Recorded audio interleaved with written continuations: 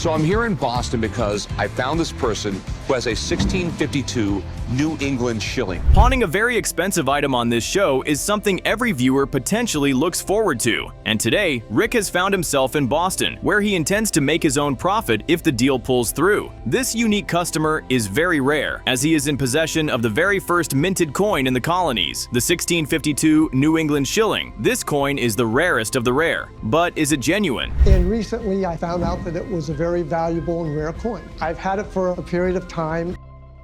Stuff people bring on this show usually comes with some wild backstory. And this coin? Yeah, it's one of those. Mr. Edward, the owner, actually stumbled on it years ago. Like, talk about crazy luck. Imagine just going for a chill walk on a sunny afternoon and bam, you find a literal piece of history right in front of you. Not just any treasure, but the first ever coin minted in the colonies. That's luck and the universe handing you a major gift. 1650s, the colonies still considered themselves British subject. They just wanted a little bit more autonomy.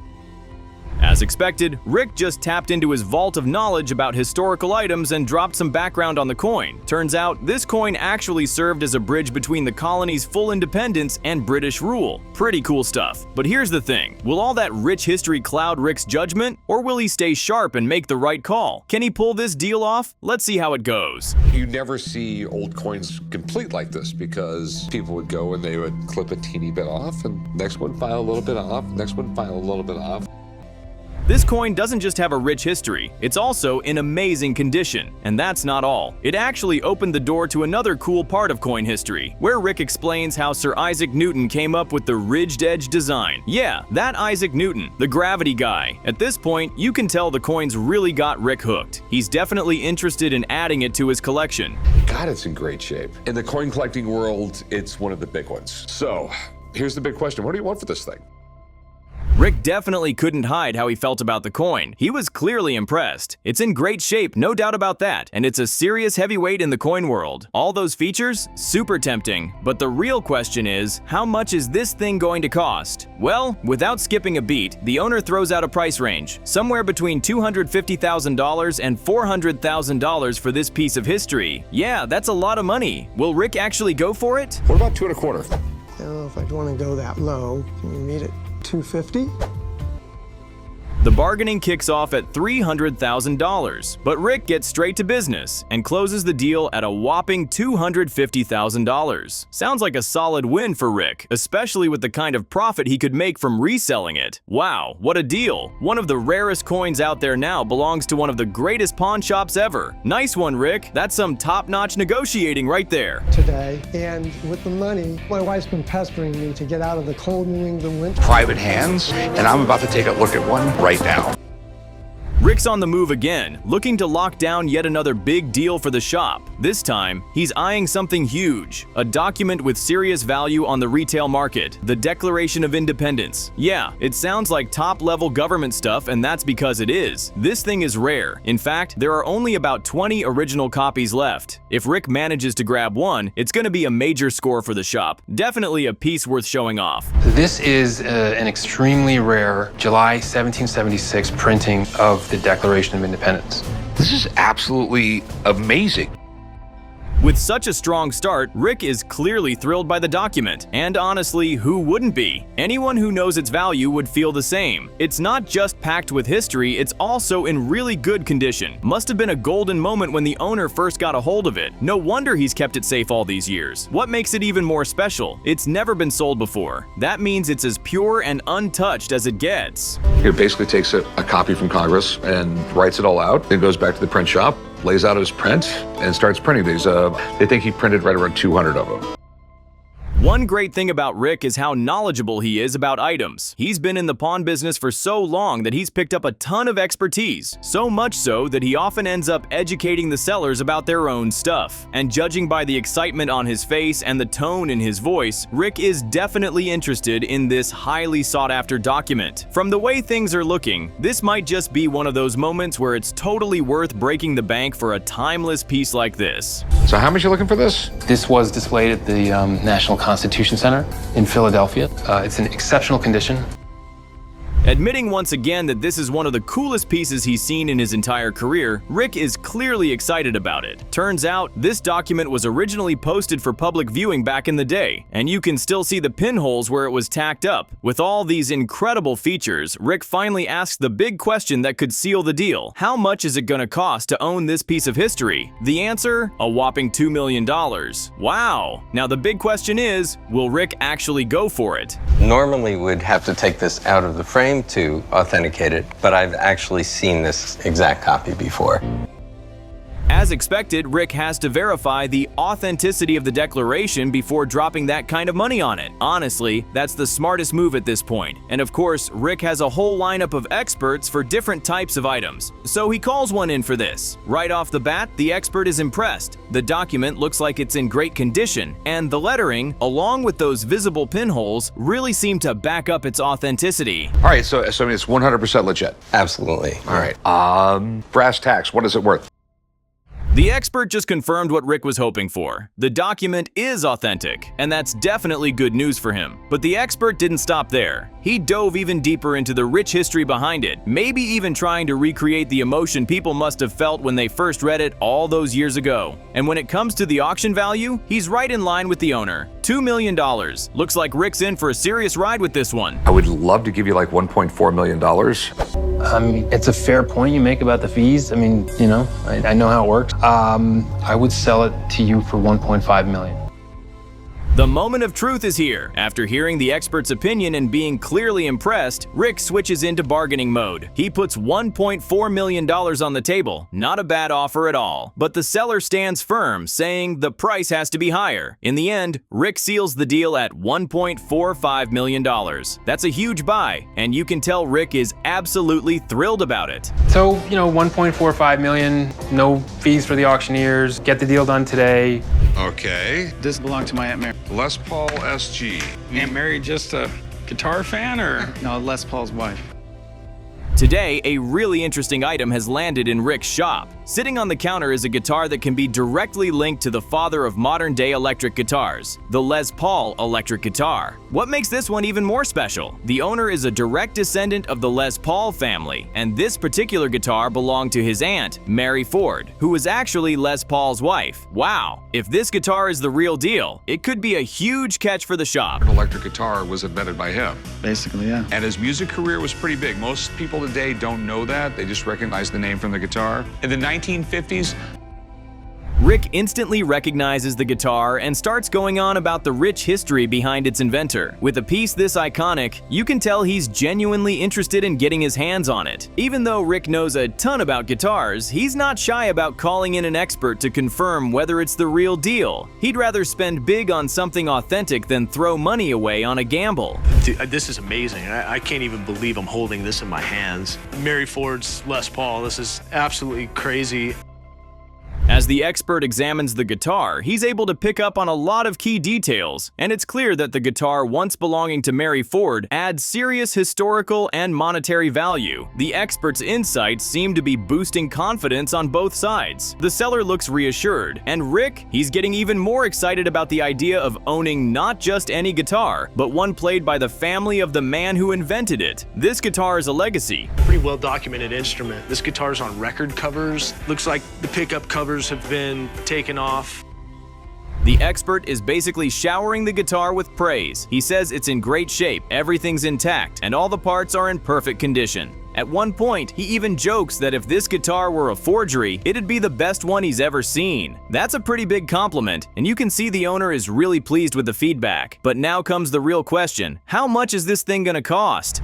Probably $150. I don't see why you could not get that. You know, at auction, who knows? You get two rich guys going against each other, you have no idea. all right, man. I think I have all the info I need. Wow, this guitar is worth $150,000? That's 50 grand more than what Rick initially thought it'd be worth in the six-figure range. That's pretty impressive. The guitar clearly holds a ton of history, and that's what makes it such a high-value item. With everything the expert's seen, he's really hoping Rick goes through with the purchase. And honestly, he has no doubt Rick's going to make some solid profit when it's time to resell. You know, a few years ago, maybe, I mean, there's not as many buyers in the market. You know, I mean, Jesse was saying right around maybe 150 would happen. The bargaining has kicked off, and it's clear Rick isn't planning to let this guitar slip away. He's ready to put a serious offer on the table, but he's also not going to overpay. The seller was actually hoping to get around $250,000 for it, but Rick knows that's just not realistic. After some back and forth, they both agree to settle at $90,000. For Rick, that's a solid deal. He's confident he can make his money back, and then some, when it's time to resell. I just spent 90 grand on a guitar and a stack of papers. That's a ton of money. Came to the pawn shop today to sell my silver. A customer just walked into the shop with around 3,000 ounces of silver. That's a lot of silver, and flipping that kind of valuable metal should bring in a pretty decent return. Turns out the seller got some solid advice from his father years ago, and now he's here to cash in on that long-term investment. But the big question is, will the payoff be so huge that Rick has to break the bank to make the deal? 1964, all U.S. dimes, quarters, half dollars, silver dollars were all made out of silver. In his bag is a mix of silver, everything from coins to bars. And yep, the old man is very interested in this deal. He's even out of his seat and has claimed his spot at the counter. He knows precious metals are a solid asset, and in fact, he has been collecting them for the past 30 years? That's impressive. His vault is probably worth a small fortune by now. But with this much silver in so many different forms, one thing's for sure: authenticity is definitely a concern. Look at the edge of a quarter or a dime today. You see copper and nickel. Pre-64, all silver, no copper. After checking things out, Rick confirms that all the coins came from the same era, and he's confident they're made of pure silver, unlike modern ones that are mixed with other metals. After weighing the whole batch, it comes out to about 3,000 ounces. That's a lot of silver, especially considering how valuable it is in the manufacturing world. This one should be a pretty straightforward deal, since silver has a clear market value. 1990s, silver was down to $3 an ounce, but silver is the best conductor of electricity there is. What a smart move! This guy clearly put in time and patience collecting silver. He bought all of it when the market was at its lowest, and now he's sitting on a potential fortune compared to what he originally invested. With silver being such a key metal in the electronics industry, its market price is way up. The seller seems ready to cash out, and Rick, he's definitely not passing on this opportunity. Looks like it's about to be a win-win for both sides. Testing silver is a little work, but it's not rocket science. First off, you have to drill deep enough to make sure there's not a lead core or some other metal in the middle of the bar. Time to test the authenticity of the bar. There's a lot that goes into confirming the purity of silver, but Rick isn't hesitating. He's fully prepared to go the length to make sure what he's buying is the real deal. After some melting and a few chemical tests, the results are in. The bar is as pure as silver gets, and judging by the look on the seller's face, that confirmation is exactly what he was hoping for. He's looking pretty optimistic right about now. Times 942 equals, so we got a total of $110,901.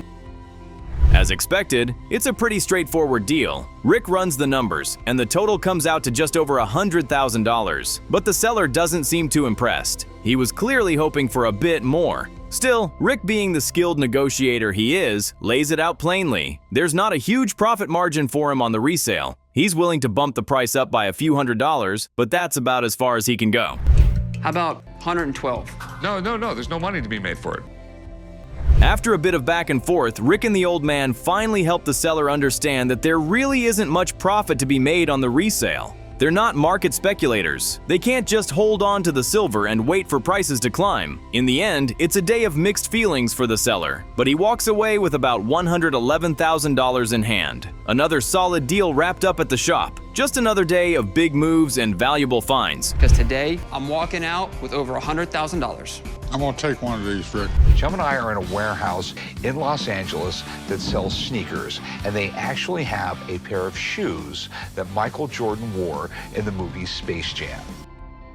Fashion items are one of those categories that can bring in a ton of money when pawned, but only if they're rare and 100% authentic. Today, Rick is on the hunt for one of the rarest Jordan sneakers out there. He's not taking any chances either. He's already called in a sneaker authenticator to check things out, and if these kicks really were once worn by Michael Jordan himself, then yeah, this could be a major score. Let's see how it plays out. The Busta, because I bust celebrities who wear fake Yeezy. I keep my identity hidden and wear a mask because I don't want to get sued for defamation.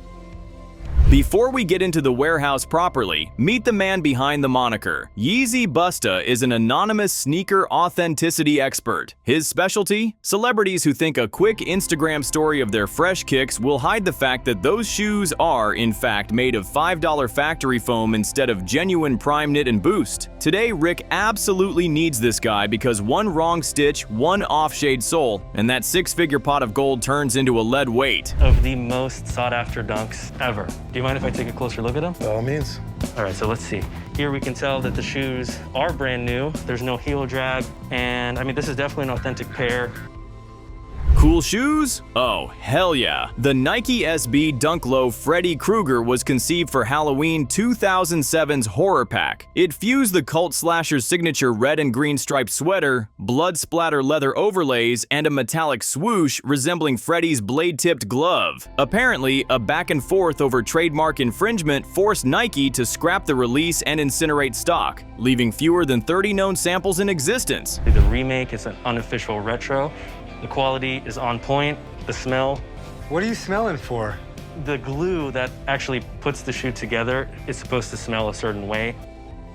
Okay, that was intense. These are the Air Jordan 4 Retro M&M Encore. It was first released in 2005 in a limited run of 50 pairs for friends and family, coinciding with Eminem's Encore album release. A second, even more limited release of 23 pairs happened in 2017, also tied to Eminem's work, specifically his Revival album. These 2017 editions mirror the original color scheme, but with slightly lighter grays and blues. Looks like Mr. Bust here knows his onions. These are actually one of my favorites. The fact that Kanye actually wore these on tour is just incredible. Moving on to this pair. In early 2008, Kanye West quietly teamed up with Nike to create the Nike Air Yeezy One. This marked Nike's first non-athlete sneaker collaboration and set the stage for a cultural earthquake in streetwear and collectible footwear. It was absolutely wild. Now, this pair makes it even wilder since Kanye West wore these. Big bucks for Rick here today. Shoes were scrapped lately, so there's only like a couple of sample pairs in existence. All right. And the Paris ones? When those released, plenty of people didn't really even care for them at the time because they didn't know their true value. The thing is, sneakers can turn into instant gold mines. Heck, even a humble 2005 Jordan 1 Paris SB Low can flip for about $89,691, which is about a 149% premium over retail, if you know where to look. Yet, flip the script and a pair of dead stock sneakers without authenticity can pile up dust in Rick's back room unsold, because hype doesn't pay the rent. But let's check out this lineup. Them at about $26,000. The Encores, I would price them $32,000. For the Fire Red or Ferrari Red Easy Sample, it's really hard to put a price on it just because there might only be one in the world. Well, Rick, I think you should round up all the kicks and send them out as a shipment to… who am I kidding? Moving on to the next. As Rick ponders on those robust numbers, he suddenly realizes that he has not seen what he came here for. All of these sneakers are basically the opening act for this baby next in line. Let's check it out. Chop Chop. Back in 1995, Nike designed a special black and patent leather colorway of the Air Jordan 11 just for Michael Jordan to wear in the 1996 film Space Jam. The sneakers were never released to retail and kept in dead stock condition, complete with yellowed soles and MJ's silver ink signature on the left shoe. What a pair of shoes! Got them from somebody whose relative worked on the set. Apparently MJ handed it to him. Space Jam came out in 1996 and it was a live action. It had Sneakers like this one are in a whole different league. It can basically go for any price at all. Think 3 zeros all the way to 6 zeros. What makes them tastefully pricey? First off, player sample status means these kicks were crafted just for MJ and never hit stores. Also, authenticity is the secret sauce. You need ironclad proof that Jordan actually laced these up on set in 1996, or else you're just holding fancy black patent leather. This is more than just a movie prop. It was the first time that this model was unveiled, and this was like one of the most popular Jordans ever made, the Jordan 11. So what do you think they would go for? $1 million for a pair of kicks? Looks like these shoes can pay the rent, pay for a vacation, and then some. This has to be one of the most expensive items on the show. $1 million is absolutely wild for a pair of worn sneakers from 1996. When one considers who wore it, alongside that it was worn on set, that price is quite justified. But that is still absolutely crazy. Shoes? Let me grab them. Now those are cool. So would you take like 55,000 for them? No. What would you take? 70 grand's a great deal. That's family love price. 60?